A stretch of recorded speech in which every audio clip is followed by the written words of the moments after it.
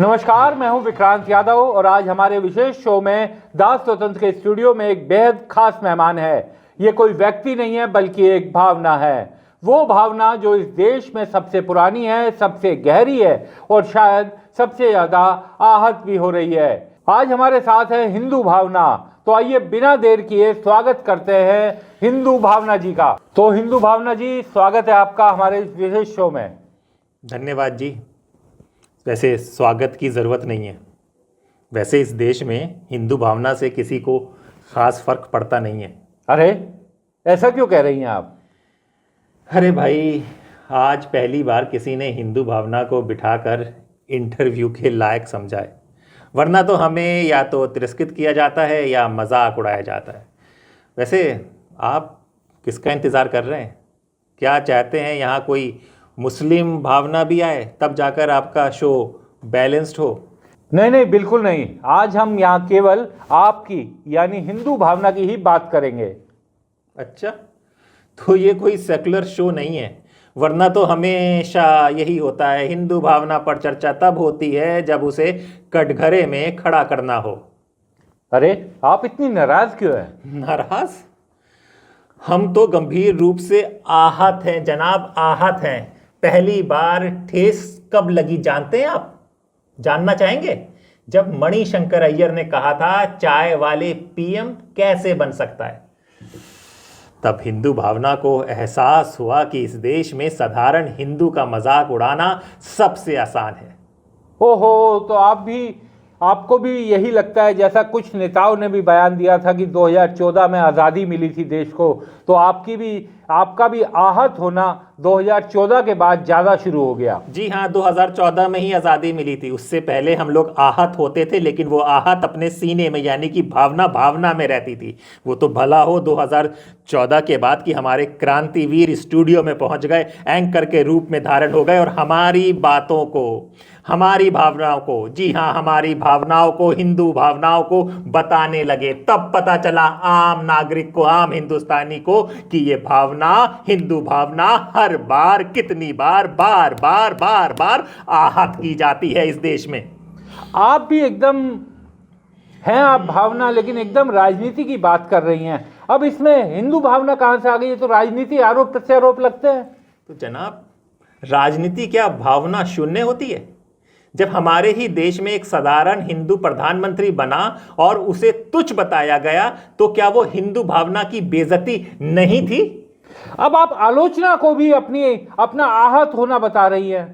वाह वाह वाह! जब किसी मुस्लिम पर टिप्पणी होती है तो वो इस्लामोफोबिया की बहस छिड़ जाती है, लेकिन जब हिंदू पर हमला होता है तो आप कहते हैं कि इसे व्यक्तिगत मत लीजिए, ये राजनीति है। लेकिन ऐसा नहीं है ना कभी तो किसी ना किसी सबकी भावनाएं आहत होती है। सिर्फ हिंदू भावना की क्यों बात कर रहे हैं हम हिंदू भावना की बात इसलिए करते, वही हमने बताया, जब मुसलमान की होती है तो इस्लामोफोबिया हो जाता है, और जब हिंदू की होती है तो उसे कहा जाता है कि हिंदू की भावना है। तो आप ये बताइए ना हमें कि मुस्लिम भावना आहत कब हुई है, उसके बाद देश में क्या हुआ है? अरे, बहुत बार हुई है। क्या कहती है आप? जब पैगंबर साहब का कार्टून विवाद हुआ था, जब सीए एनआरसी पर प्रदर्शन चला था, तब मुसलमानों की भावनाएं भी आहत हुई थी। वाह वाह वाह वाह वाह! मतलब मुस्लिम भावना आहत होती है तो प्रदर्शन होते हैं, आगजनी होती है, बयानबाजी होती है, अंतर्राष्ट्रीय स्तर पर चर्चा होती है, लेकिन हिंदू भावना, उसे सिर्फ सहनशील बनने का ज्ञान दिया जाता है आप जैसे सेकुलर नेताओं से। आपका नाम क्या है वैसे? विक्रांत यादव। यादव जी, यानी कि MY कॉम्बिनेशन, मुस्लिमन यादव। चलिए शुरू कीजिए, आगे बढ़िए। मुझे लगता है आप भी टीवी चैनल कुछ ज्यादा ही देखती हैं, तभी आपके आहत होने का सिलसिला भी ज्यादा बढ़ता है। खैर, वहीं पर हमारी कदर होती है। खैर, थोड़ा आगे बढ़ते हैं। तो आपको लगता है कि हिंदू भावना की कहीं कोई कदर नहीं होती? जी, कहीं नहीं होती है, बिल्कुल यही कहना चाहता हूं मैं। कभी किसी सेकुलर नेता को यह कहते सुना है कि हिंदुओं की भी भावना होती है, उनकी कदर की जाए? तो क्या आप कहना चाहती है हिंदू भावना की कोई कदर नहीं होती? बिल्कुल यही कहना चाहता हूं मैं। कभी किसी सेकुलर नेता को यह कहते सुना है कि हिंदुओं की भी भावनाएं हैं, उनका भी सम्मान होना चाहिए? लेकिन भारत धर्मनिरपेक्ष देश है, यहाँ पर किसी त्योहार पर कोई रोक नहीं है। मंदिर बनाए जा रहे हैं, राम मंदिर भव्य बन गया है, फिर भी आपको शिकायत है।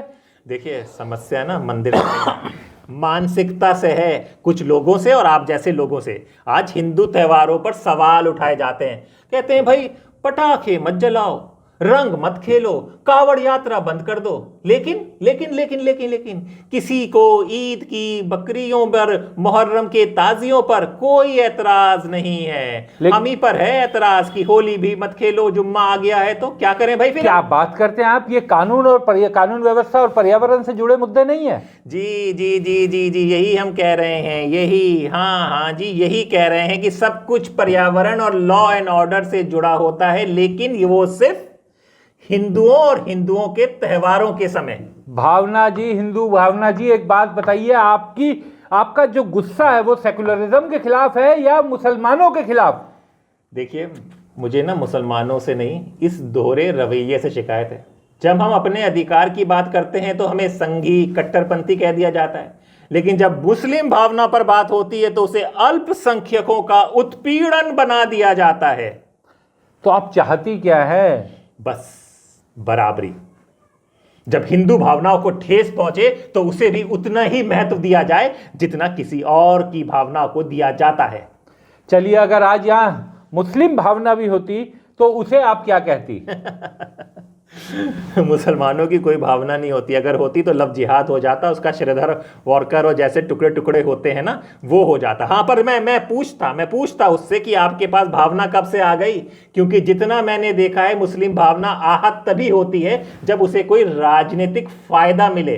हिंदू भावना जी, बहुत बहुत आपका धन्यवाद, और उम्मीद है कि ईश्वर आपको ताकत दे ताकि आपका बार बार आहत होना रुके और आने वाले समय में आपको भी उतना ही सम्मान मिले जितना बाकी भावनाओं को मिलता है। एक सेकेंड, मैं आपसे ये पूछना चाहता हूं कि जुमे की नमाज हो गई होगी तो होली खेल ली जाए?